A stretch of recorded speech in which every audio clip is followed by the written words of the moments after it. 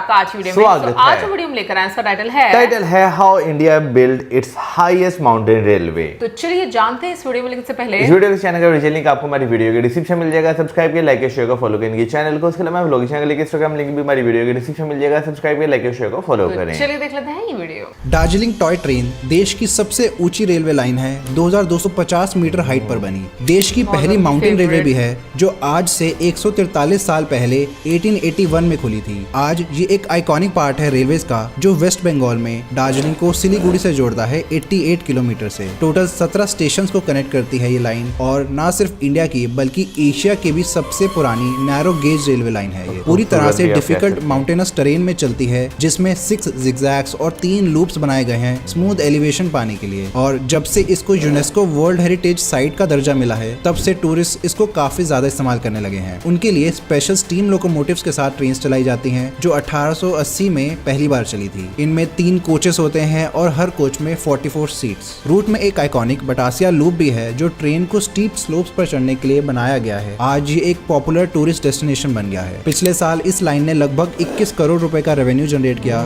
जो कि इसकी 140 साल की हिस्ट्री में हाईएस्ट है। इसके साथ ही इस लाइन में ऑलमोस्ट 1.4 लाख टूरिस्ट ने ट्रैवल किया, जो कि इसकी पॉपुलैरिटी को दर्शाता है।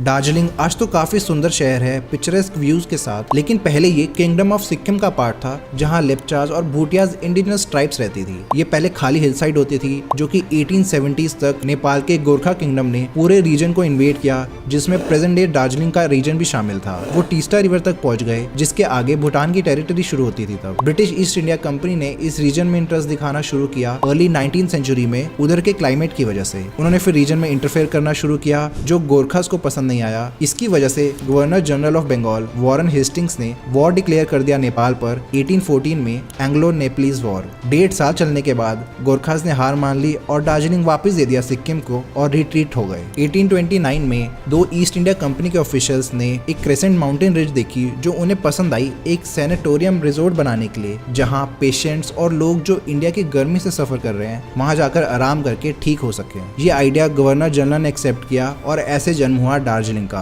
1835 में कंपनी ने थोड़ा लैंड लीज पर लिया और कंस्ट्रक्शन शुरू की रिजोर्ट टाउन की। साथ ही public buildings, hotel, court house और ब्रिटिश स्टाइल बंगलोज भी बनाए गए। जब चाइना के साथ टी ट्रेड में कंपनी ने अपने मोनोपोली राइट्स खो दिए, तो उन्होंने इंडिया में ही उसे ग्रो करने का डिसाइड किया। यहाँ आर्चिबाल्ड कैम्बेल, जो सुपरिटेंडेंट थे बंगाल मेडिकल सर्विस के, उन्होंने एक्सपेरिमेंट करना शुरू किया टी प्लांटेशन का 1840 में। इसकी सक्सेस को देखते हुए पूरी हिल साइड्स को एक्वायर कर लिया गया धीरे धीरे यूरोपियन स्पॉन्सर्स के द्वारा, और टी प्लांट करना शुरू किया, जिसे टी गार्डन्स नाम दिया गया। रोड्स और एक्सेस भी इंप्रूव किया गया, ताकि ज्यादा से ज्यादा टी एक्सपोर्ट किया जा सके। चाइना से ट्रेड इम्बैलेंस कवर करने के लिए और ज्यादा टी प्लांटेशन ग्रो करना शुरू किया। इस ग्रोथ और डेवलपमेंट को देखते हुए पूरे इंडिया से लोग माइग्रेट होना शुरू हुए इधर हर काम के लिए। 15 साल के अंदर ही दार्जिलिंग एक खाली जगह से हिल स्टेशन बन गया। हिल स्टेशन टर्म्स भी ब्रिटिश लोगों ने यूज करना शुरू किया उन टाउन्स के लिए जो हिली टेम्परेट रीजन्स में बने हो, जहां वो जाके रह सके या गर्मी से बचने के लिए जा सके।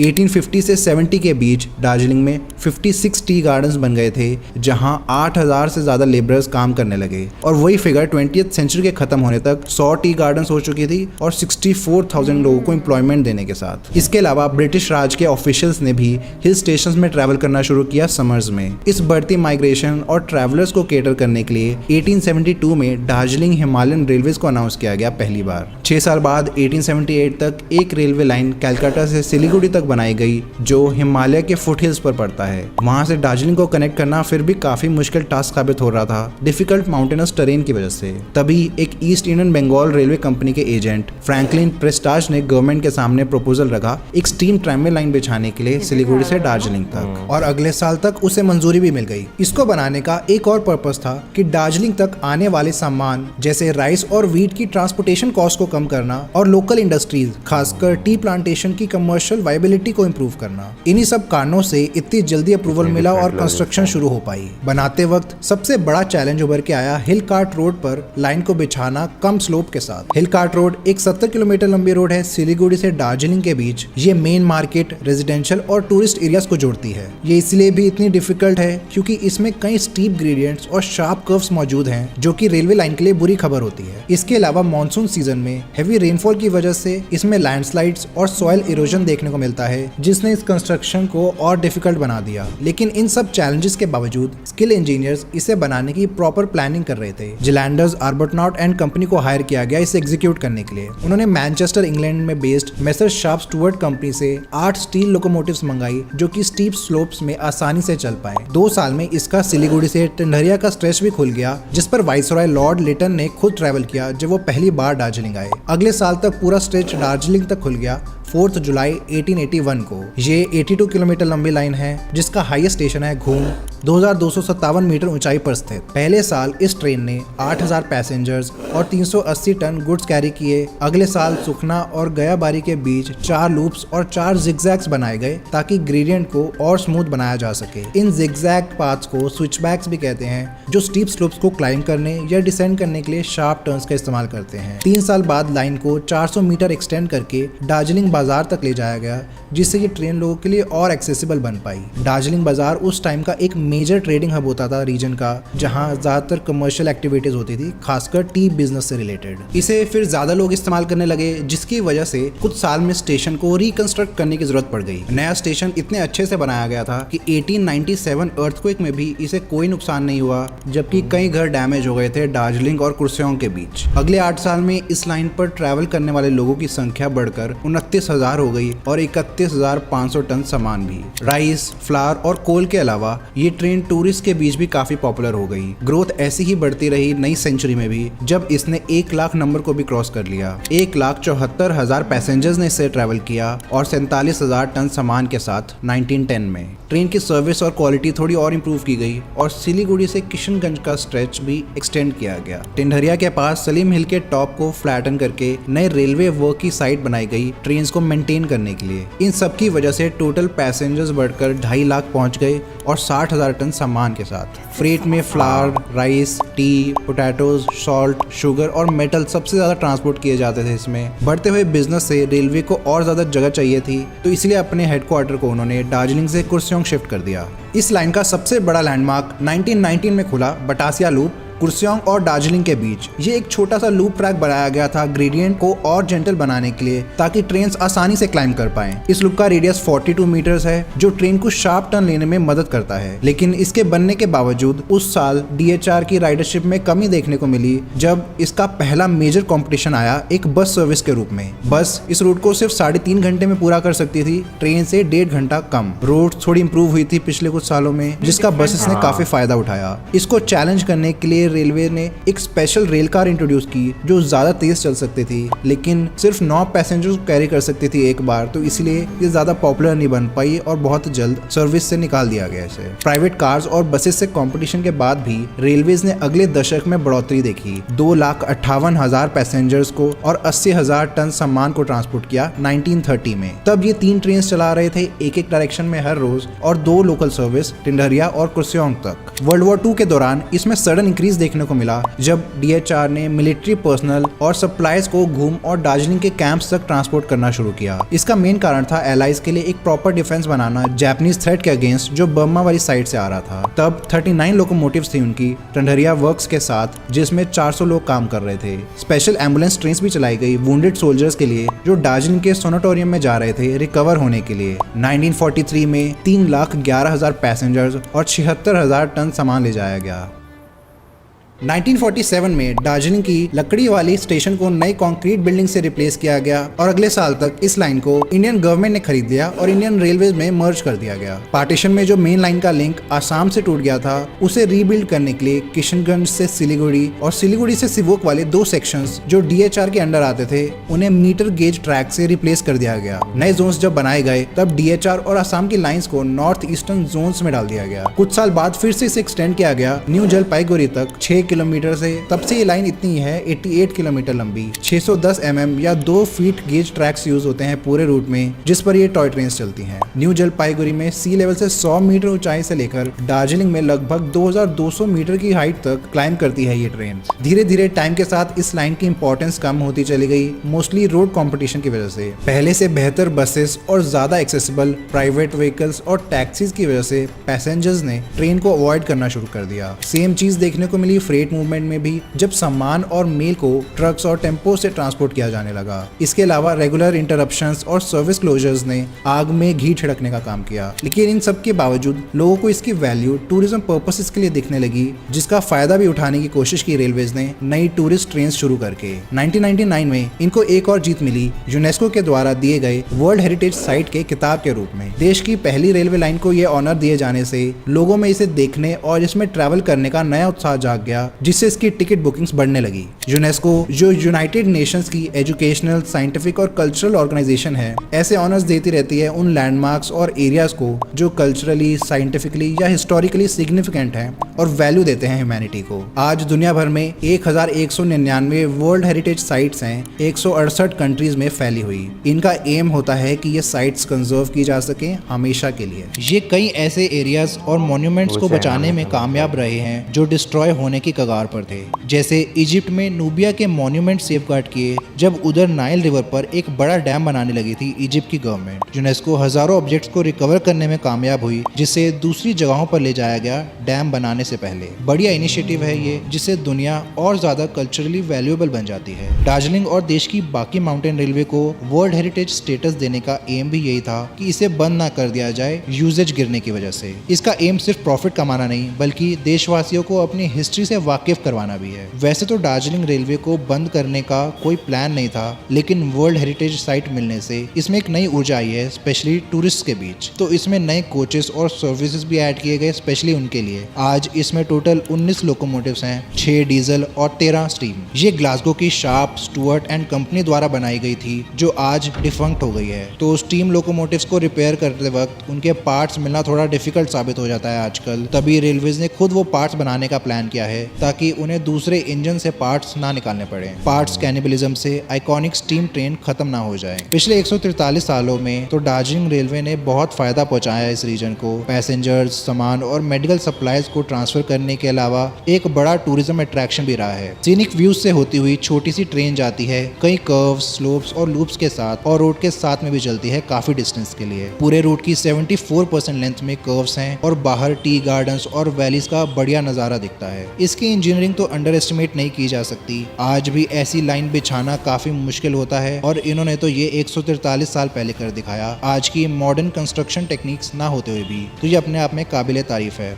कई इंजीनियरिंग इंस्टीट्यूट्स में पढ़ाया भी जाता है इसके बारे में। पिछले कुछ सालों में नए कोचेस चलाने शुरू किए हैं, ज्यादा कंफर्टेबल और बेहतर सीटिंग के साथ, बड़ी विंडोज और नए विस्टाडोम कोचेस भी लाए हैं व्यूज का पूरा फायदा उठाने के लिए। इन्हीं सब रीजंस की वजह से पिछले साल लगभग 21 करोड़ रुपए का रेवेन्यू जनरेट किया है दार्जिलिंग रेलवे ने, जो कि इसकी 143 साल की हिस्ट्री में हाईएस्ट है। 1,46,000 लोगों ने ट्रैवल किया है इससे, पिछले साल से 17% ज्यादा। नई जॉयराइड सर्विस जो उन्होंने स्टार्ट की, दार्जिलिंग घूम दार्जिलिंग, 16 किलोमीटर लंबी, वो सबसे पॉपुलर सर्विस उभर के आई है। अभी इसमें ये 12 जॉयराइड सर्विसेज और 2 रेगुलर सर्विसेज न्यू जलपाईगुड़ी से दार्जिलिंग तक चल रही हैं। अथॉरिटीज ने ऐसी और सर्विसेज शुरू की हैं रिसेंटली, जैसे स्टीम जंगल टी सफारी, चार्टर सर्विसेज और हेरिटेज डाइनिंग कार सर्विसेज। उन्होंने 2 नए कोच रेस्टोरेंट्स और एक हेरिटेज रेस्टोरेंट भी खोले हैं, जो टूरिस्ट को अट्रैक्ट करने में सफल हो रहे हैं दार्जिलिंग और कुर्सियोंग स्टेशन में। इसमें एक कोच के इंटीरियर को चेंज करके रेस्टोरेंट बना दिया है, जो परमानेंटली खड़ा रहता है स्टेशन में। ऐसी और अट्रैक्शंस खोलने के भी प्लान्स बन रहे हैं फ्यूचर में। दार्जिलिंग रेलवेज की सफलता के बाद ब्रिटिश सरकार ने शिमला तक भी टॉय ट्रेन बनाने के बारे में सोचा, और क्योंकि वो समर कैपिटल भी थी,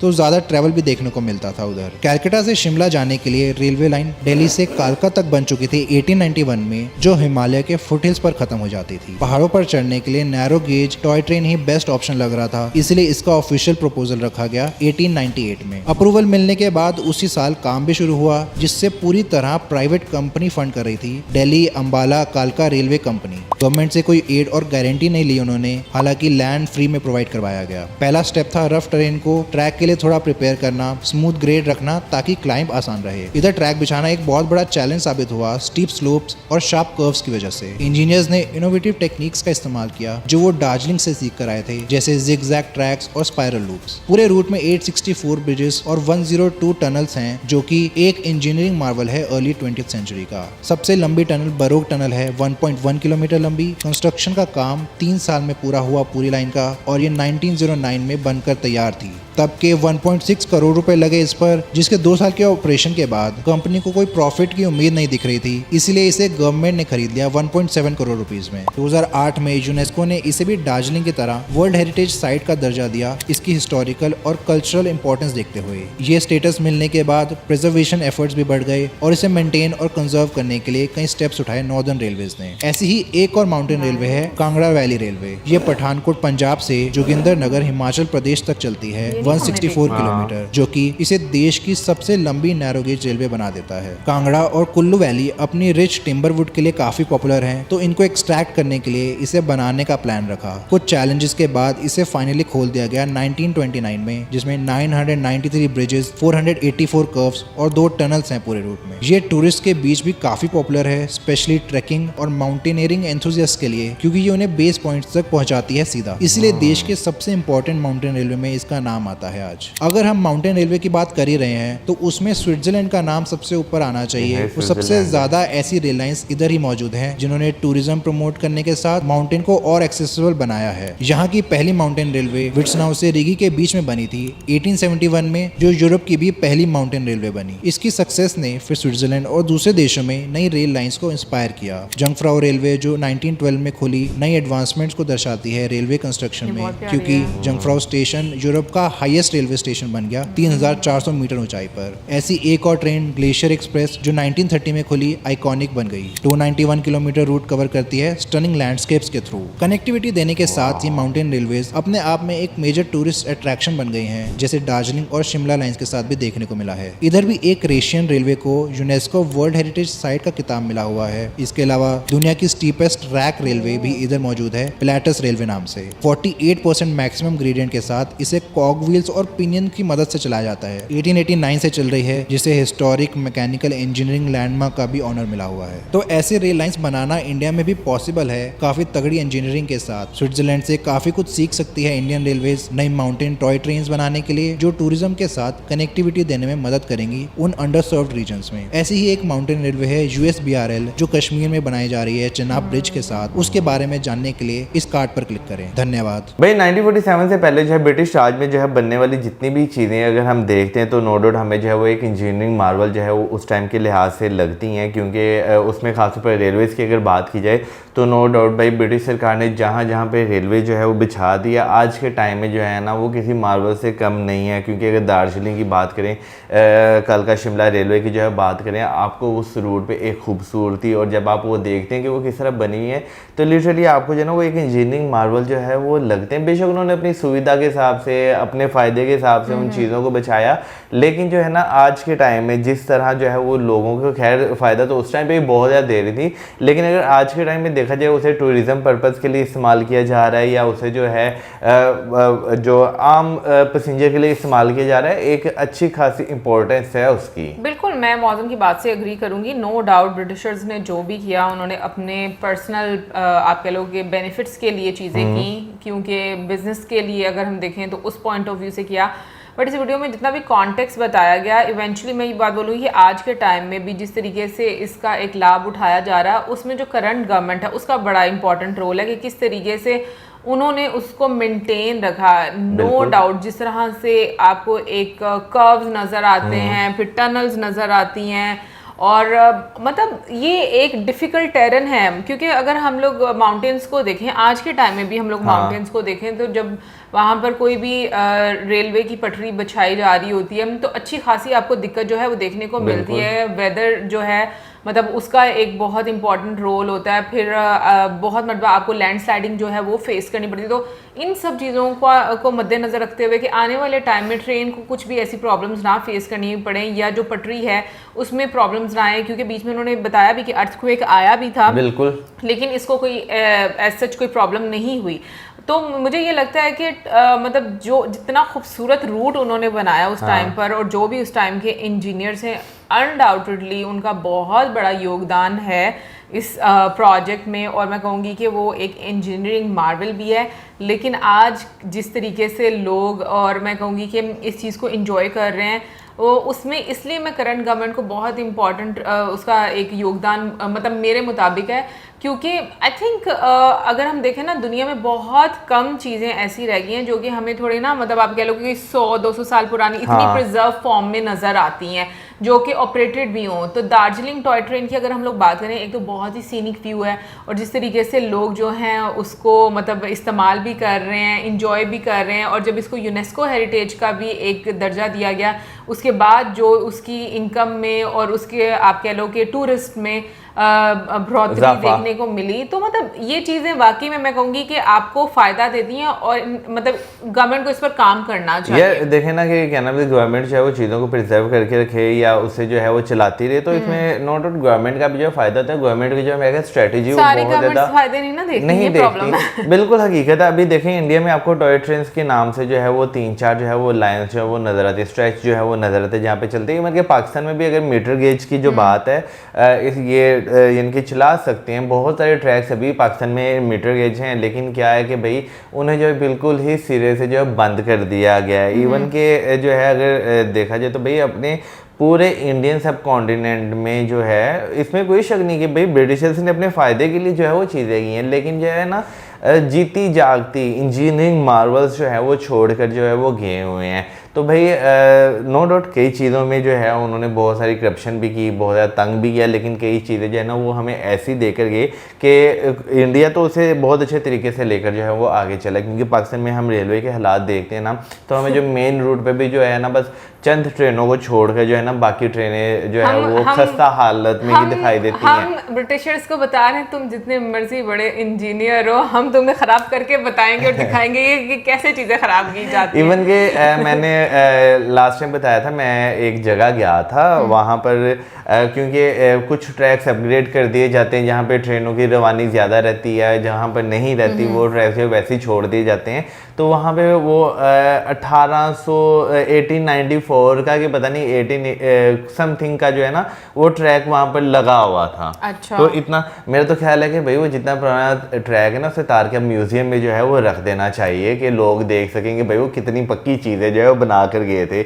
लेकिन खैर दार्जिलिंग रेलवे की बात की जा रही तो नो डाउट भाई वहाँ पे रेलवे को पहुँचाने में जो है ना चाय का बहुत बड़ा हाथ है। बिल्कुल, चाय वहाँ तक ट्रेन ले आई है। अच्छा, लेकिन मैंने एक चीज़ देखी, देखो ना आप एक्सपेरिमेंट करते हो, जैसे एक हिस्ट्री भी बताई गई बीच में मतलब चाइना के साथ जिस तरीके से पहले जो बिजनेसमैन थे उनका एक कोई कॉन्ट्रैक्ट खत्म हो गया होगा, उसके बाद जब खुद से उन्होंने एक्सपेरिमेंट करना शुरू हुआ, तो मुझे सबसे जो गलत चीज़ लगती थी ना ब्रिटिशर्स की वो ये लगती थी कि ना वो मतलब वो कहते हैं ना कि किसी की भी जगह को इन्वेड करके तो अपनी मर्जी के मुताबिक इस्तेमाल करना, तो मतलब ये चीज़ बहुत गलत है इस वजह से, क्योंकि जिनकी जगह होती है उनको और ज़्यादा इन चीज़ों के बारे में फील होता है। चाहे आप हार भी जाओ ना तो वो जख्म जो है वो हमेशा हरे भरे रहते हैं। सो उस लिहाज से मुझे काफ़ी ज़्यादा सेल्फिश लगते थे ब्रिटिशर्स ना, अगर हम लोग हिस्ट्री जो है वो उठा कर देखें। बाकी जहाँ तक मॉडर्न ट्रेन की बात थी तो आई थिंक पाकिस्तान में अगर हम भी देखें तो मुझे लगता है कि शायद इस्लामाबाद से आगे वाली साइड पर जाती है एक ट्रेन जो अब टूरिज्म को प्रमोट कर रही है, कुछ इसी सफारी ट्रेन जाती है वो रावलपिंडी से जो है अटक तक जो है वो चलती है, तो वो ट्रेन प्रमोट करती है। यार असल में जो है ना भाई काम करने से सारा कुछ होता है। इंडिया में जो है ना ट्रैक मेंटेनेंस जो है आपको जो है वो देखने को मिल रही है। भाई देखिए मिसहैप हर जगह होते हैं, क्योंकि बहुत सारे लोग मैं कहूँगा कमेंट सेक्शन में मिसहैप होते हैं। तो भाई पूरी दुनिया में जहाँ पे एडवांस रेलवेज भी चलती है ना वहाँ पे भी आपको मिसहैप जो है ना वो नजर आ जाते हैं। लेकिन चीज़ ये कि भाई आप उस चीज़ को कितनी तेज़ी से जो है वो आगे लेकर चल रहे हैं, इलेक्ट्रिफिकेशन जो है वो कर रहे हैं आप, जो है जो एक मॉडर्न वर्ल्ड में आपको देखा जाता है कि भाई आप डीजल लोकोमोटिव से जो है वो इलेक्ट्रिक लोकोमोटिव की तरफ जो है वो शिफ्ट हो रहे हैं। वो भी आपको जो है वो इंडियन रेलवे में नज़र आ रहा है। सेल्फ मैन्युफैक्चरिंग है उनकी, आप किसी पर जो है वो डिपेंडेंट नहीं है। तो ये चीज़ें बहुत ज़्यादा मैटर करती हैं एक अदारे को जो है ना प्रॉफिट में लेकर जाने में, क्योंकि अगर देखा जाए तो डीजल इंजन जो है वो काफ़ी ज़्यादा महंगा पड़ता है, उसकी ऑपरेशनल कॉस्ट जो है वो अच्छी खासी महंगी पड़ती है। अच्छा वैसे मुझे बीच में रेस्टोरेंट का जो कॉन्सेप्ट है वो भी बहुत अच्छा लगा है। कराची में मुझे जो है ये कॉन्सेप्ट जो है वो देखने को मिलता है, और इवन कि मैंने रिसेंट टाइम में सुना कि मुल्तान में भी जो है ना इसी तरह एक कोच रेस्टोरेंट जो है वो खोला गया है, गवर्नमेंट की तरफ से नहीं, वो प्राइवेटली ओन्ड जो हैं वो हैं। तो ये चीज़ मैं अक्सर बड़ी देर पहले जो है ना, इधर लाहौर कैंट का जो स्टेशन है वहाँ पर एक स्टीम लोकोमोटिव और उसके पीछे 3-4 बोगियाँ लगा के खड़ी की हुई थी। तो मैं वहाँ पे गुजर, मैं ऐसी फजूल में खड़ी कर दी, इसे अच्छा इसे रेस्टोरेंट बना दें, कारोबार आएगा। यहाँ पर तो नहीं बना, लेकिन कराची और मुल्तान में बन गया। लेकिन एक चीज़ मैं बोलूँगी, मौसम की बात बिल्कुल ठीक है कि जैसे मौसम बोला कि खुद अपनी चीज़ें वो बनानी, जैसे वीडियो में भी बात थी, ये जो स्टीम लोकोमोटिव है, हाँ। मतलब जो वो कंपनी थी वो बंद हो गई, तो अब खुद से जो है जो भी अदारा है वो इसको हैंडल कर रहा है कि हाँ। किसी तरीके से हम खुद मैनेज करें और खुद अपने कंट्री में ये चीज़ें बनाएं। बिल्कुल। तो नो डाउट इससे कॉस्ट इफेक्टिव भी बहुत ज़्यादा रहती हैं चीज़ें। और जैसे आंकड़े भी बीच में बताई गई कि रेवेन्यू इंक्रीज हुआ, डेफिनेटली जो उसके साथ लोग जुड़ते हैं उनको भी बहुत ज़्यादा फ़ायदा होता है। जब टूरिज्म आता है पूरे शहर को बहुत ज़्यादा फ़ायदा होता है। सो ओवरऑल देखा जाए तो मैं कहूँगी कि ये एक ऐसी खूबसूरत सी आप कह लो कि सर्विस है जो कि मुझे लगता है कि हमेशा जो है ना लोगों के अंदर इसको लेकर एक उत्साह ही रहेगी, क्योंकि मैंने अक्सर ये चीज़ देखी है कि जितना पुराना कोई भी आप आप देख लो, कोई भी जगह देखते हो, जैसे बीच में उन्होंने यूनेस्को हेरिटेज के बारे में भी बात की कि किस तरीके से वो जो बहुत ही आइकॉनिक प्लेसेस होती हैं या लैंडमार्क्स होते हैं उनको प्रिजर्व करते हैं। बीच में बहुत खूबसूरत जगहें थी। और बहुत सारे लोगों को शौक होता है कि भाई, शौक होता है कि वो देखें इन जगहों को जाकर। और मुझे लगता है कि ये बहुत अच्छी बात है, प्रिजर्व करके रखना चाहिए ताकि जो लोग हैं वो और ज़्यादा से ज़्यादा जो है इन चीज़ों को देख सकें, क्योंकि मुझे लगता है कि इट्स लाइक टाइम ट्रैवल के वो चीज़ें, वो जगह एक टाइम ट्रैवल के थ्रू आप उसको देख रहे हैं। और मुझे जो है ना सबसे ज़्यादा पसंद जो है ना वो रेलवे आती है जो बर्फ़बारी में जो है ना वो जाती है। सर्दियों में आप जो है उस चीज़ को एंजॉय कर पाते हैं, गर्मियों में सर्दी में वो लाके बंद हो जाते हैं, तो वहाँ पे ट्रेन जब जाती है तो उस चीज़ को आप इंजॉय कर पाते अच्छा, हैं। वैसे मुझे एक चीज़ समझ नहीं थी, लास्ट में उन्होंने स्विट्ज़रलैंड के शॉट्स दिखाए थे भाई, वहाँ पर भी जिस तरीके से जो आप कह लो कि एक एडवांस तरीके से आपको ट्रेन जो है वो नज़र आए थे, और जो स्टीप इतनी ज़्यादा थी ट्रेन, उसका भी जो एक मैकेनिज्म वो बता रहे थे। लेकिन मुझे एक चीज़ की समझ नहीं आती कि ये मुल्क इतने साफ कैसे होते हैं। लाइक अभी जो ड्रोन व्यू दिखा रहे थे उसका, लाइक वाकई में ऐसे लग रहा था किसी ने पेंटिंग की हुई है, इतना खूबसूरत और इतना साफ आपको सब कुछ नजर आता है। मतलब मुझे ऐसा लगता है कि हमारे सब कॉन्टिनेंट में उतनी सफाई क्यों नहीं नजर आती। यार मेरा ख्याल है कि लोगों पे जो है ना बहुत सारी चीज़ें जो है वो डिपेंड करती है, गवर्नमेंट पे भी बहुत ज़्यादा जो है डिपेंड करती है, लेकिन लोगों पे मैं कभी ये नोट की? हाँ बिल्कुल, मैंने ये चीज़ नोट की है। अब देखें जैसे कि नाम लेते हैं, आप बाहर के कंट्री में किसी में जाते हैं ना, तो वहाँ पर आप ये नहीं देखेंगे लोग पान की पीपें जो है वो थूक रहे हैं, ठीक है ना। लोग यहाँ पे अक्सर मैं ये नहीं कहूँगा कि भाई कि क्या नाम लेते हैं एक अनपढ़ बंदा, मैंने ये देखा पढ़े लिखे लोग गाड़ी में बैठे होते हैं, वो जो है ना वो जाते, अरे नहीं खा पी के गंद यूं बस हाथ बंद गला फेंक नहीं, दिया। मैं वैसे डस्ट के लिहाज से भी बात कर रही हूँ कि हमें डस्ट नहीं देखने को मिलती वहां पर इतनी ज्यादा ना, कि वो कहते हैं ना कट्टा, वो ठंड में ना डस्ट बैठ जाती है। Okay fine. एनीवे गाइस, ये तो थी हमारी आज की वीडियो। आई होप आपको अच्छी लगी होगी। आप क्या कहने से बड़े जरूर बताइए कमेंट सेक्शन में। इससे ज्यादा वीडियो चैनल करें, वीडियो देखिए, पसंद है। Good bye.